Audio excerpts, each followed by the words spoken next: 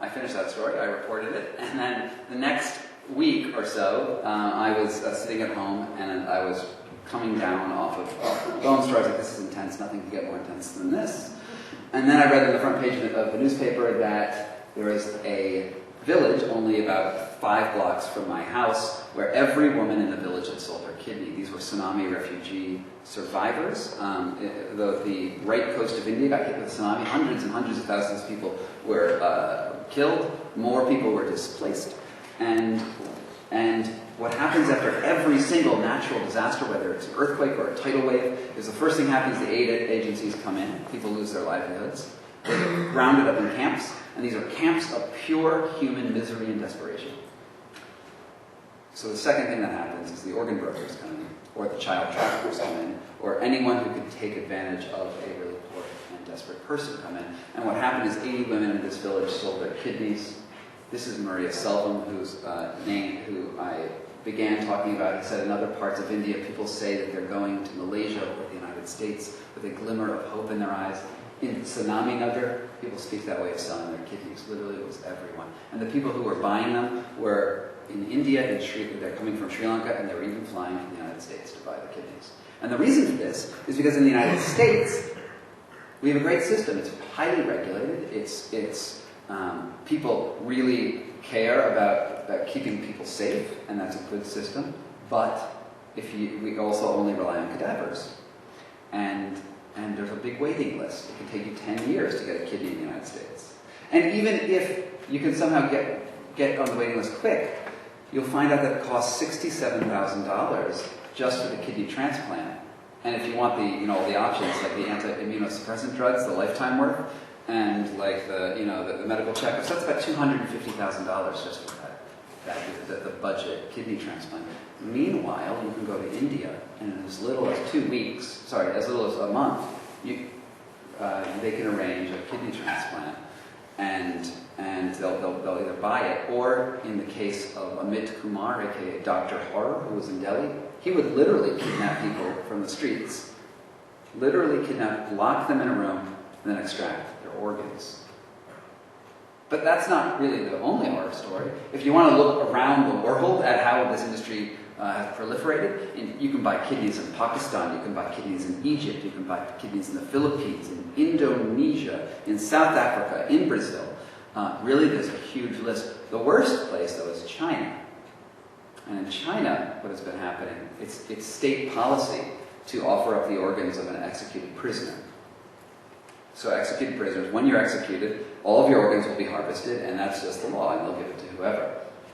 But also, China doesn't have the best human rights policy. Maybe you're aware of this. There's all sorts of people called political prisoners and undesirables of various sorts and sizes, and there's very good evidence. Some of it is circumstantial, because to tell you the truth, investigating inside Chinese prisons is technically quite hard. But the evidence has been mounting for years that they're executing prisoners who are political prisoners on demand from somebody who wants a kidney. So right now you can go to China, and for $80,000 you can buy a kidney, and they'll match it in as little as 2 weeks. And when I was speaking to some former Falun Gong prisoners, who is a political minority, who has a whole bunch of problems, a whole bunch of political attacks on that community, they will say that they were all blood typed while they were in the prison. And the people who were there for like murder and for murder and drug addicts and those people, they were not blood typed. So the assumption here is that there's a massive database in China where they have tissue typed all their political, or at least this group, Falun Gong, but maybe other people too. And that you will go there and order up a kidney, and they'll kill someone with a kidney. And there's also been testimony in front of Congress of people who said that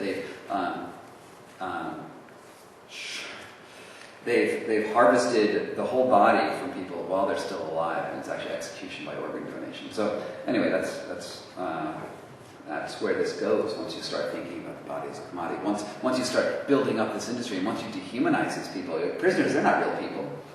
They're not important people. And once you dehumanize these people, they are easy commodities, easy to transform them into commodities. Oh, and so this is a kidney transplant, a kidney nephrectomy. They're taking the kidney out. That's in Chennai. So I looked at these markets all over the world, and I want to show you another really terrible, horrible, disturbing, gruesome story. This is not directly connected to the United States, but this does show you what happens and how easy it is to dehumanize people. There's a city on the border of Nepal and India named Gorakhpur, and it is one of the places where Nepalis, because Nepalis have pretty bad hospitals, and Indians have comparatively good hospitals. So Nepalis generally say, I need to give birth, or something, and I think there might be complications, so they're going to go trek over to India and give birth in India. That's just a really common thing to do. Or appendectomy, or you name it, surgery. It happens in the border towns. And the biggest border town is Gorakhpur. It has about 1 million people in it. And it sells more pharmaceuticals than any other city in India, including Delhi, including Bombay, including Calcutta. The more pharmaceuticals are sold in Gorakhpur than any other city. And this is, I say it's the entire legal blood supply of a major blood bank in Gorakhpur. It's not true. It's one of 3 refrigerators full of blood. And you can see, I don't know, about 1 million people, that's not enough blood for the city. But people were still coming there, were still getting their surgeries. So how were they doing that? Well, and just very quickly, this is what a ward would look like. In 2009, a former dairy farmer turned blood dealer named Papu Yadav was arrested for holding people in a small jail cell and draining their blood for them 3 times a week. These people were held there for 3 years at a time. Blood from those events were being used to treat patients like these at Sidla Hospital and other hospitals in Gorakhpur. Can you imagine anything worse than that? This guy is living, his job was a cow milker, a dairy farmer, and he just transferred that business model over into the blood business. And because he was able to dehumanize these people and just think about them as the matter that they were. This is one of the guys who did it. And I have about 5 minutes left, is that right? 50. Oh, at 15, never mind, I'll go a little slower. Go back here. So when these people were rescued, there were 17 people rescued in this event, and they were so dry. Is that the right word? That if you did this, if you pinched their skin, it would stay. And they were so drained of blood that they were kept minimally conscious. Once you drain about 3 pints of blood out of somebody, you feel pretty woozy, and you're more or less very docile. And they kept them there, and was able to just control them like that, and just turn them into this machine, this metabolism machine. So I think we're all against that. So I need to drive that point in. But that can happen. Like the reason I told you that is because these once we do this commodification, where does it end? Where can it end? And I want to, I know that a lot of you guys are aware of this particular issue of adoption and adoption supply chains. The Schuster Institute is fantastic at tracking down illegal adoptions. E.J. Graff, Aaron Siegel, these wonderful fellows have done extensive research, and I did my own little part into the adoption industry. So how many of you are familiar with this? So I can skip it and go to something else, so I'll tell you about it. This is Fatima.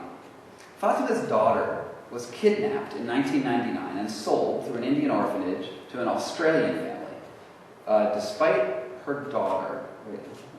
locating her daughter through adoption records, the courts have not allowed her to have contact with her child.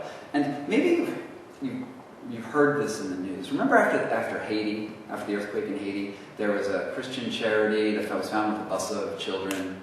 Yeah, why did they have those children again? What were they doing? Remember there was another one, there was in Congo a couple years ago, there was the Noah's Ark, and they had a plane load full of children, and the people who were upset in Africa about that. Why were they upset again? Because aren't these poor children in bad homes and orphans and war-torn orphans? Shouldn't they be happy to go to the United States? Well, why was that?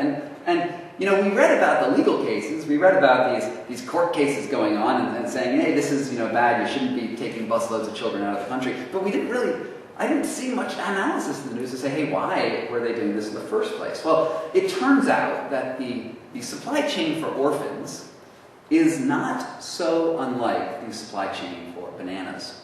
And let me explain this to you. You have an orphanage, and your orphanage is full of children. Let's say you've got 300 children in bassinets, and they're all orphans, right? They have no way no families, or at least no one currently caring for them. But kids who are in that place need a couple things. They need money to provide them food and loving care and people to take care of them.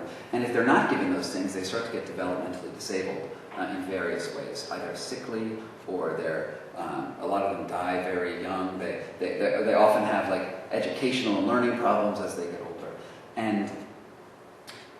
And these orphanages only have a couple revenue streams. One revenue stream is from the government and from official charities, but another revenue stream is through international adoption. And when you adopt somebody internationally, it costs between $14,000 and $50,000 to adopt a child abroad. The figures range, but it's a major revenue stream for these orphanages.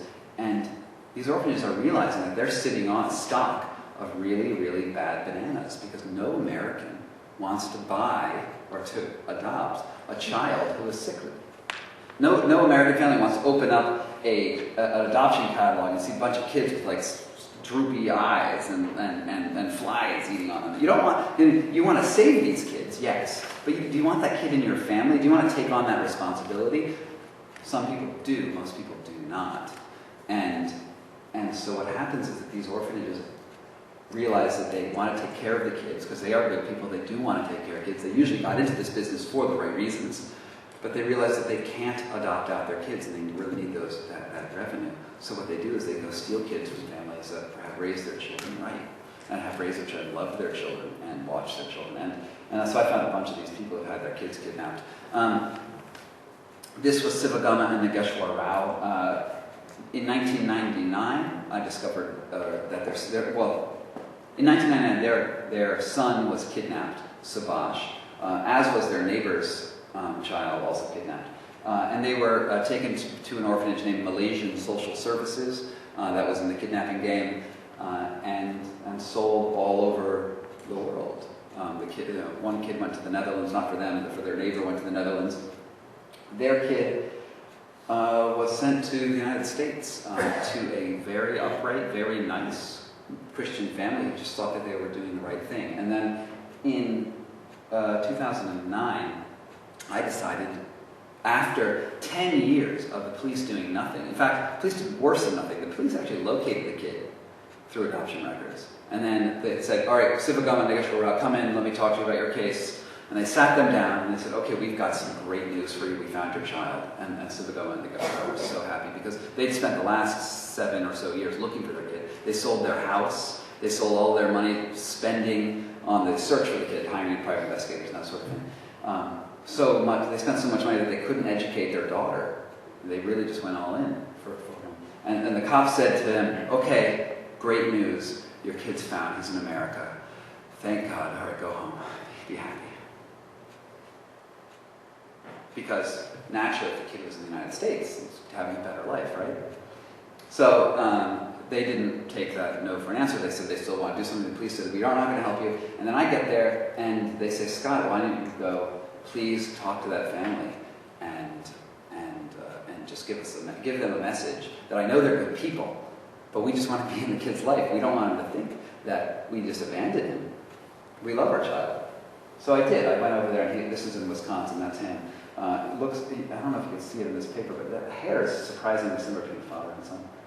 I guess you can't really tell. But he's much taller because he was raised in America, right? So he's raised right on American milk. And he plays piano, and he's like, he excels in school from what I've been able to understand. So I told them about this problem. And I think I went very naively, hoping that I would solve something here and go in and say, okay, now you know you're good people, they're good people, let's come to some solution. But that's not what happened. What happened was they said, we hope it's not true, go away, and we will raise any legal barrier we can on the path to even making a phone call to that family. So that was yet another failure of my research. And but we have, because of my story, we were able to get the FBI to finally process an Interpol request, and we found there's a genetic match between Subhash and, or this child here, who doesn't go by Subhash anymore, and the family in India. So that story ends there. This is a global problem. There are many, many adoptions that do originate like this, and it's because of the bad banana problem. So I'm going to wrap this up now, and I do cover many, many more markets. For instance, human hair. Human hair is sold for extensions. People use them for wigs. It's also made into donuts. Find out how in the red market. Surrogate mothers. These women were basically locked in a room to gestate, and Americans fly over there and hire them to be pregnant. And this is a growing issue. India is pushing this. Oprah has endorsed this particular room, saying sisterhood is powerful. These women are making $5,000 for their pregnancies, and you can have a baby without getting big. You can export that child bearing to someone else. Question, is surrogacy a job? Is being pregnant a job? Is your metabolism a job? And that's an open question. In India, they're trying to make it a job and trying to make it global.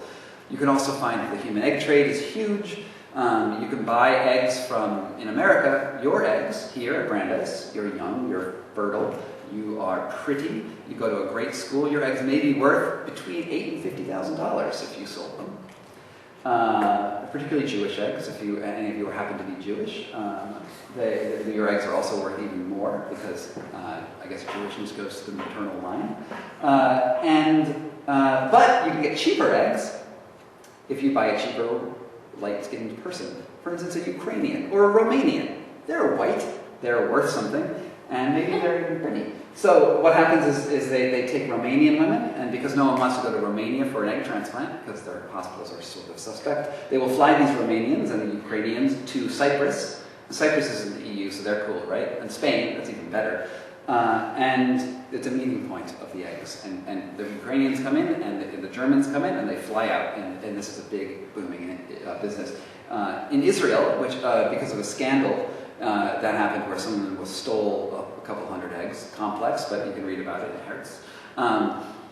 Because of that, Israel made it illegal to do egg donation in Israel, but they still want a high birth rate, right? So they now will subsidize your trip to Cyprus to buy eggs. Okay, all right, I'll just leave that there. And here's what I want to end the lecture with. This is the final photo in my book. And this, to me, is the red market writ large. This is everything. I saw this while I was writing up my book. I was in upstate New York. I picked up an old issue of Life magazine. This is like the first page I went to. I was like, hey, bones. I wrote about bones. What's going on? And what do you see in this photo? Just take a look. This is a very pretty young woman. She might even be blonde. Black and white, hard to maybe she's red. I don't know. Nice dress, floral. We got some kids looking. Maybe she's making a nice painting, right? And she's standing on this big pile of bones. Now, in one level, this picture looks oddly normal. Like she's just doing art, right? There's nothing wrong with art. Art's great, right? But this was an article in Life magazine advertising the school, the Escuela de Bellas Artes. My Spanish is terrible, but it means the School of Beautiful Arts or Fine Arts in San Miguel de Allende. And it came out in 1947, right when the GI Bill was picking up. And the original caption said, "Material for anatomy is plentiful at a cemetery where many old bones have been unearthed." Student Loretta Hardesty of Butte, Montana, January 4th, 1947. Now, I did some research on this photo, and I found out after the story ran, the applications to that medical school in San Miguel went up from 200 a year to 4,000 a year. One, because Mexico is sort of nice. San Miguel's sort of nice. But also because this anatomy stuff was plentiful. You could learn these things, and it was great to have access to this stuff. And so, in this photo in Life is not striking because it depicts a horrible crime, but because of the juxtaposition of this pretty young woman in a field of scattered bones. For an art student, it didn't matter how the bones left the grave, only that they were good subjects for anatomical studies. The image is a microcosm of every red market that has ever existed. Both Guzman, who's the photographer, and Hardesty are passive observers of a supply chain that begins and ends in human tragedy. Now look at this again. You can be standing on a grave that has been unearthed and not even realize it. You can be literally there and not even realize that maybe the people whose skulls these are wouldn't appreciate this, didn't necessarily want to be unearthed. Now, I'm not an expert on Mexican burial traditions, but I think that there's something going on here that no one's talking about, and that neither Loretta nor these two boys, who are probably of that community, even recognize is going on. And that's the red market.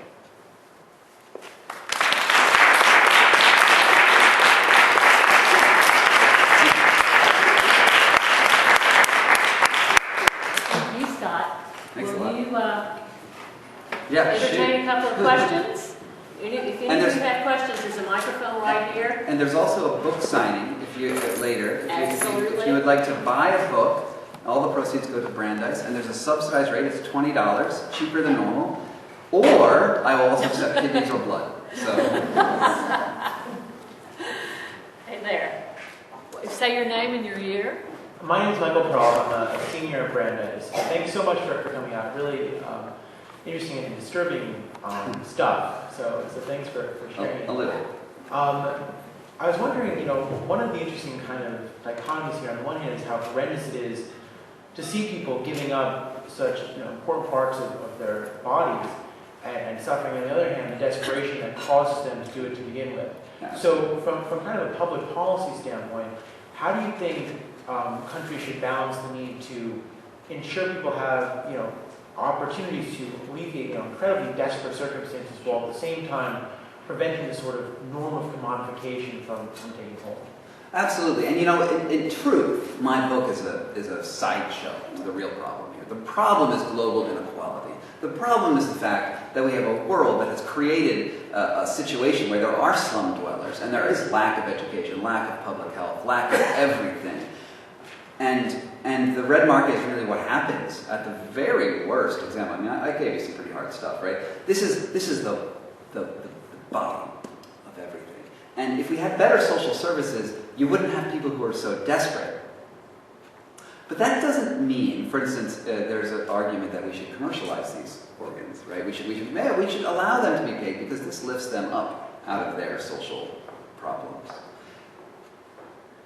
But just because they're so desperate doesn't mean they should be left out. I mean, should we turn villages into organ farms? And I think no. And what I do have, I have a solution to some of these problems. And what I argue for is the first step to stopping the red market, especially the criminal red market, is embracing an ethic of transparency. Now, every one of these brokers, in all of these things I've shown, all the brokers, all the middlemen say these things are ethical. These are ethically sourced. I promise you. But we can't tell you where we got them because that would violate privacy norms. Because we wouldn't want to hurt these people's privacy. Because you assume that doctor, that guy in the white lab coat's a pretty legit guy. We go to doctors to heal us. We're not there expecting them to be murderers or anything like that, right? So what I argue for is controversial, somewhat radical. Some people vehemently disagree with me. But I think we need to make every instance, legal and illegal, for any sort of tissue trading and adoptions, transparent and open. All the records need to be viewable by anyone in the public, not just a regulator who could be bribed, which they are bribed very frequently in India. I think that we need to have absolute transparency. And anytime you give up an organ, or give up your child, you also give up your right to privacy for letting people know that you've done that. And I think that this causes problems on one level. If I gave up my kid and I was in a really bad situation, I don't necessarily want everyone to know that I did that. That is embarrassing. There's all sorts of problems with that. But is it worse than kidnapping children from innocent families? If we balance these things out, which is worse, kidnapping people for their kidneys, or embarrassment, and maybe even potentially extortion in a kidney transplant elsewhere? I think that the sort of lesser of two evils argument is where we have to go with this, and I think transparency is the first step. Now, naturally, transparency has the problem is that these are criminals we're dealing with, and of course they're going to fake the records. But at least we can look at the records and know and acknowledge them, and at least try to parse these out. As a journalist, I know that not all criminals are geniuses, right? Not all criminals are these masterminds who know how to do everything perfectly. Oftentimes they leave mistakes, and I think that this is the way we find them and we go after them. So I think I answered your question, and a few other questions too. Yep. One pattern I saw studying abroad, we visited a couple of orphanages to like build placements and stuff, so stuff you do when you study abroad. What country? Huh? What country? Well, this orphanage was in Tanzania. We did some time in Kenya, but I was busy with the paper when the group visited that one. Mm-hmm. And one way they, I guess, get extra income or just support the community is they act as an, I think, unofficial daycare. Like anybody who is very busy will just send their kid with food, maybe some extra for everybody else. Yeah, it's the only institution in the neighborhood. It's the school and the orphanage, you know? So my question would be, like, since you have all these kids, a lot of them with parents running around the orphanage, have you heard of any cases where some wealthy couple, or maybe not even so wealthy couple, came into the orphanage, saw a kid, they liked that kid, the kid was just there for the daycare, but the orphanage let him be. Yeah, that's the most common story, actually. I mean, it's not daycare exactly. A lot of times people will give their kids for a couple weeks or a couple months, and they'll expect their kid back at the end of that time. There's another very common thing. And absolutely, that's the vast majority of this. So kidnapping is part of it, but there's also this daycare thing. In fact, Save the Children just came out with a statement like last week, which was shocking to me. It said 80% of orphans have a living parent. That was their statement last week, and I was like, wow, you know. And it's oftentimes because of exactly what you're talking about. That the orphanages play these dual roles, not only as places that take care of kids with no parents, but also like these temporary places where you will hold a kid for a while. In fact, I would love to direct you to the other fellow's work, Aaron Siegel's Finding Fernanda. I'm sure you've heard about this around campus. Great expose about the Guatemalan adoption industry, where it's thousands of kids instead of just hundreds of kids that's happening. In fact, Guatemala is the #1 child exporter in the world. I believe even today. Is that? They Maybe it's closed. close. They're trying to. Okay. Anyway, Guatemala's bad. They have been. Are there other questions? Hi, my name is Allison Goosen. I'm a staff member here. I work in the study abroad office. Mm-hmm. I was wondering if there's any particular trade that you feel like is doing it right and that should be a model for other sorts of trade. Well, the hair one isn't really a problem. Because no one's dying with the hair. But no, actually, every single time you look at the human body, we don't have the ethics right yet.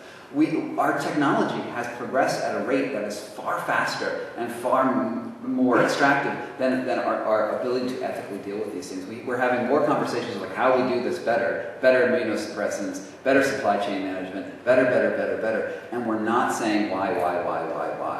And I wish we were, because, or maybe we're starting the conversation now, actually. I mean, it's only been 100 years, right? Social change can take a really long time. We're just starting to say, hey, this can go really, really, really wrong. And I really can't think of a body. Oh yeah, no, there's one. I got one.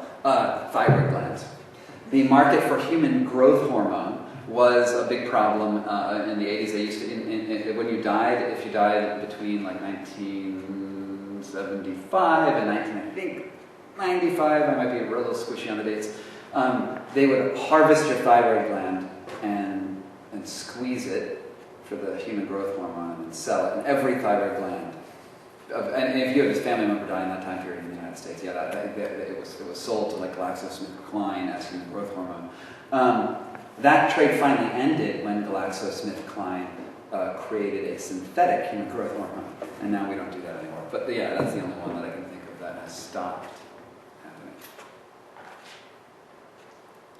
Other questions? Hi. My name is Claire. I'm a senior at Brandeis, Mm-hmm. politics major.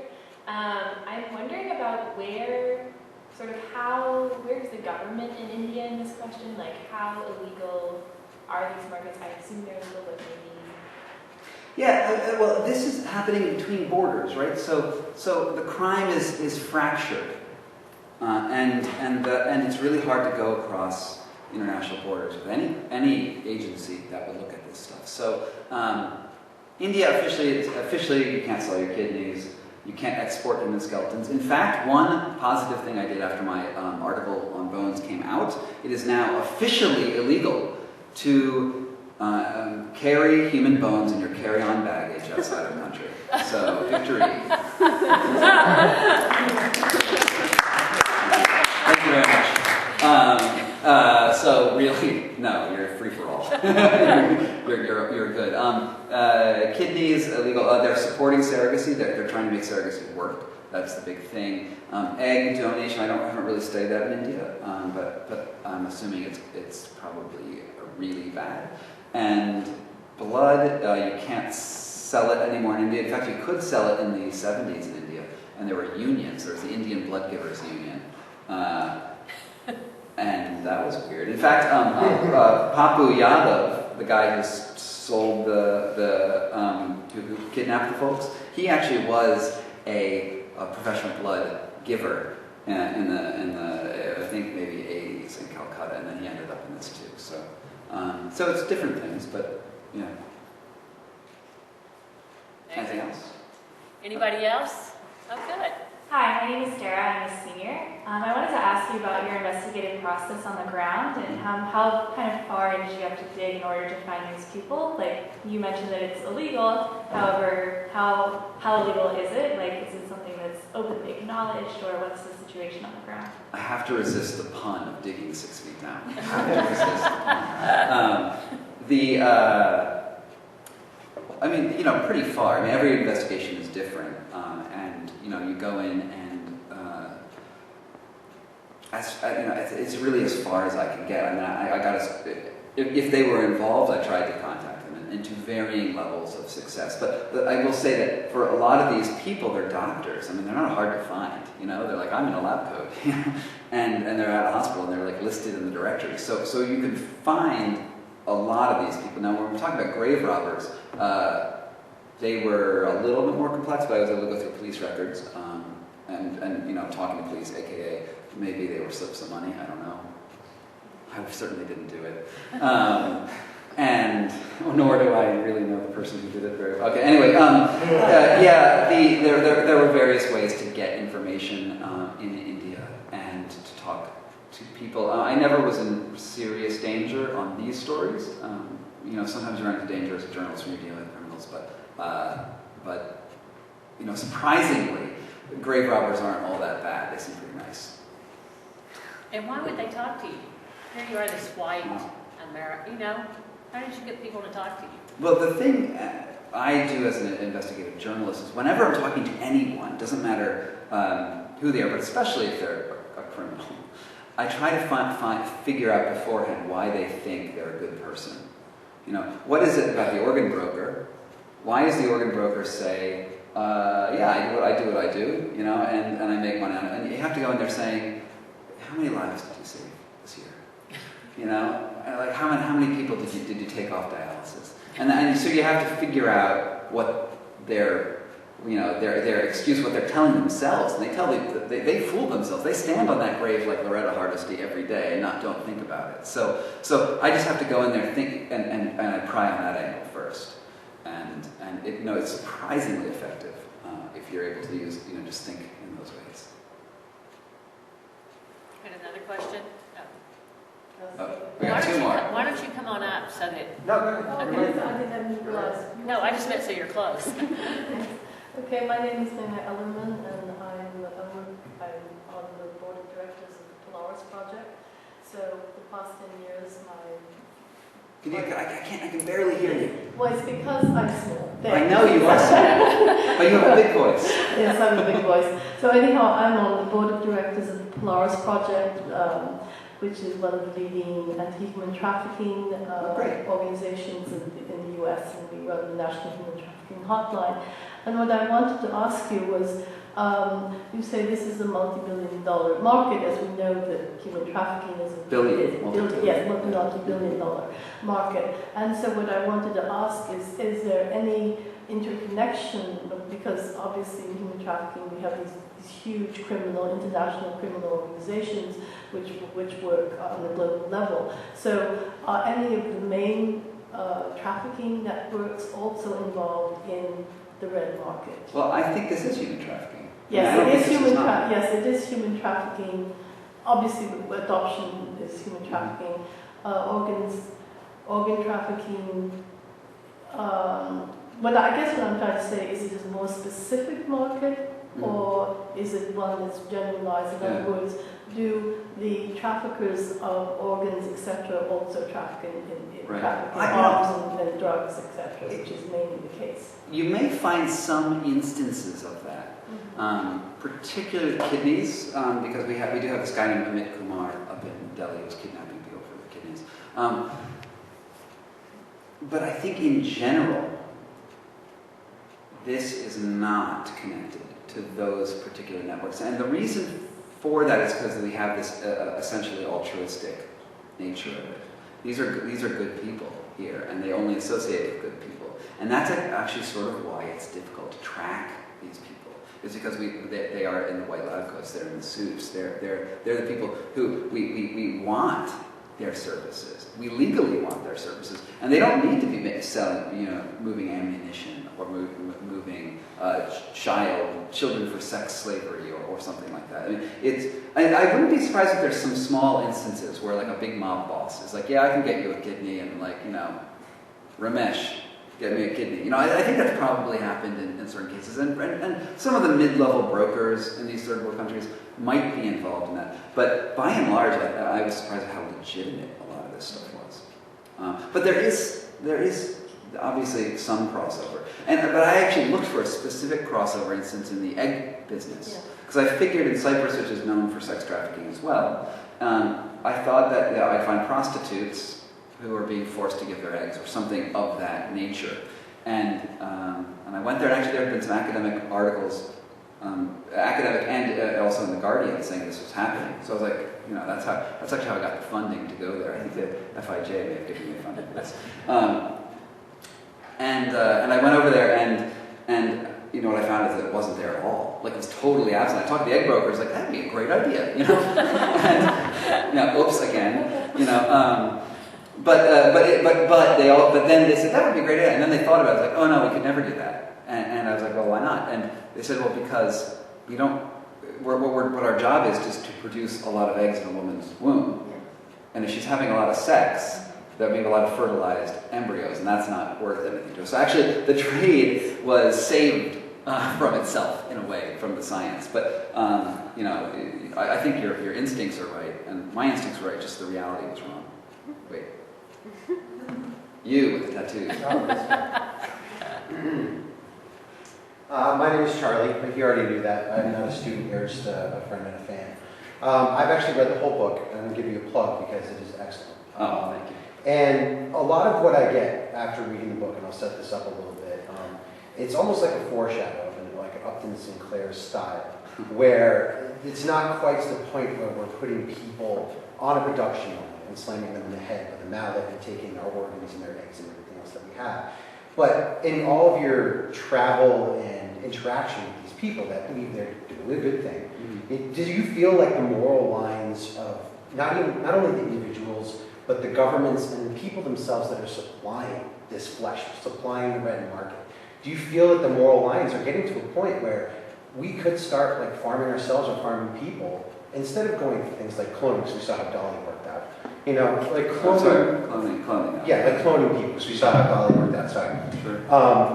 And do you feel that those moral lines for the governments, the people, and everybody else are kind of blurring to the point where we are going to start farming people? Like, it's not going to be cattle anymore. It's not going to be information. It's not going to be steel. Like, are humans becoming that much of a reliable, like a reliable resource, almost like we're batteries for the people that can afford it? Well, I think that I think to a degree we're already doing that, right? I mean, we already have kidney vacuum, right? We already have a place. We're not making them born to that. It's not like that. What's that movie with Clive Owen in it where it was they were cloning kids? I don't know, for bone marrow. But we are creating areas of the globe which are vulnerable to this, and we're keeping them in refugee camps, which aren't so different than stockades. They even have like walls around them, and we are farming people. Now the question is really ultimately, I think where you're going is what happens when those people who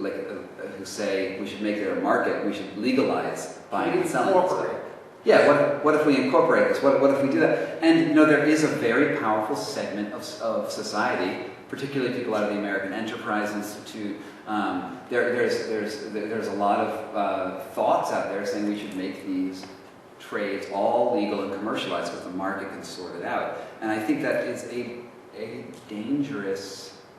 it's a really dangerous thing, right? If we let the market be the moral force, like money money creates the morals for us to move flesh. I think that is incredibly dangerous because we create these nether worlds, and you can't regulate it. Because even if in the States you said let's make a legal market for say kidneys or babies or it doesn't matter what, and the ethic here is I'll give you money, right? I don't have any money. Florence. And I give you money for an organ, and even if it's perfectly ethical, and we look at that and that was mutually agreeable, $5,000 is worth it, and $5,000 is worth it, and we're just like, great. But what happens in the world where everything is interconnected and it's so easy to fly to another country? And if we're doing it in America, well, India was like, well, why don't we do it here? If they can do it in America, we can do it here. And then how does that transfer? When Florence wants $5,000 for a kidney, which Florence, come on, really? Versus Sattu in India or Ramesh will sell it for $200. And then you'll have Sattu and Ramesh competing against each other. So, I'll do it for $150. And it'll go down and down because the really terrible thing about the world is that there isn't a lack of human flesh. We're not in a dearth of it. In fact, there is so much available. The supply of human flesh is huge. And that's the real scary part. There are 10 billion kidneys in this world. That's a big market. That's a big supply. And when we have villagers, and we have a lot of very poor people who will compete on price. And you already see the price in India, the kidneys going down. Now it was $2,000, and now it's $800. And should we just let them just give us their flesh? Is that where we're going for? No, I guess that would be a gift, right? You have a question? Come to the microphone, please. Hi, my name is Jim. I'm a senior. Could I offer an alternative to actually what you just said? Absolutely. Could you fix it for me? No, I can't fix it, but and I apologize in advance for trying to simplify your lecture because it was really excellent. But one of the two things you touched upon is that A, like you think flesh is very sacred and the body is sacred, and B is that there's another opposing viewpoint that it's really not. And I really like the quote in the beginning when you said, when you really commercialize flesh, it becomes bound by the laws of economics. And what if we were to flood this market? I mean, I think if we had systemic changes in the first world, I mean, organ donation is not the default choice in America. It's actually something that you choose. And I'm not an organ donor because I thought about it and I was like, I just didn't get around to checking that box. Sure.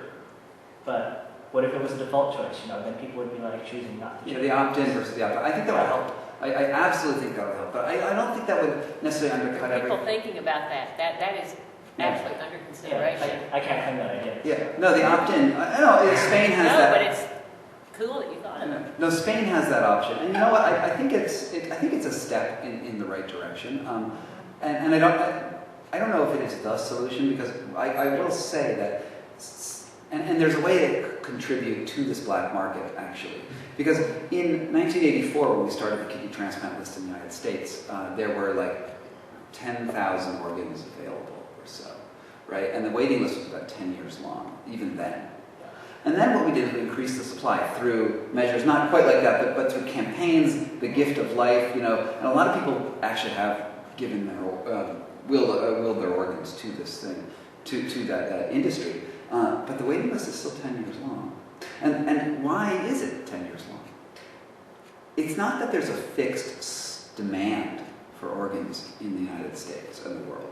it's not that the demand is absolutely static, and that if we just, let's say there were 200,000 kidneys that were needed to be transplanted every year, and that if we just got 200,000 kidneys, problem over.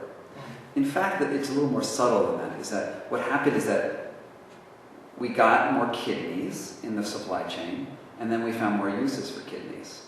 And we put more kidneys in the supply chain, and we found more uses for kidneys. It's just like with transistors, right? If you think about that old, I forget the name of the theory about this, but the idea is that with transistors, when you have a computer, it takes a lot of computing power to calculate, the movements of stars or sending your rockets into space and that sort of stuff. And as you use more as you get more computing power, you use more computing power, and then you get graphics, and then you get more computer, and then you use more, and then you get more and more stuff. And do you mind actually, if I pull away from this metaphor? Because I don't yeah, like, how many kidneys could I possibly have? Like, I have 2. Like, you can have up to 3 usually. yeah, but like, I don't need another kidney though. Like, how would you find more uses for kidneys? Right. Well, when they fail together. Yeah. So are they just like, if we had more kidneys, would we just lower the standard for how we could get kidneys? Or? Well, they would fall in price, and then more people could afford them. Well, I'm not saying your idea is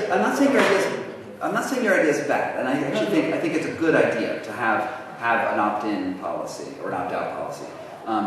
But what I'm saying is it won't. As we get more supply, demand is as much a function of supply as supply is a function of demand. And I think we need to recognize this. And I think that what the suggestions you're talking about are great, but it will not eliminate this. It will not eliminate this. What we really need to do is stop people going abroad to buy kidneys and make an ethical choice in these countries. But you're right. Like there's lots of small things. Increase cadaver donations. Yeah. Increase. Living kidneys. If you just give your kidney, it's not like they say that it's great, right? They say that your life will be great. That's actually not true. Your life expectancy of a human in America is about, I think it's about 74 to 78 years, which is ample. But somebody who's given a kidney really can't live more than, say, 84 years. So it's even above the median, but there's no great life extension because there's problems. So I don't know. It's a complex, long story. But yeah, thank you for asking the question. It's good. So we're good. So Any now. more questions? One more. All right, one more. Well, last one more. Well, the first is, as you said, most people rationalize. Have you ever encountered someone who just said, well, I gotta eat or I gotta make some money for the kids or something, not like trying to rationalize, oh, I'm helping people or stuff, but, oh yeah, I gotta need a job. And the other one is, how do the donuts taste? Well, first answer question, yes, I found people who were instrumental, who said, yes, I'm being a bad person. I've also found people who said, I'm just doing it for money. Yeah, absolutely. Humans have a wide variety of responses to things. Second, delicious. Join me in thanking Scott Thank for you very this much. really incredible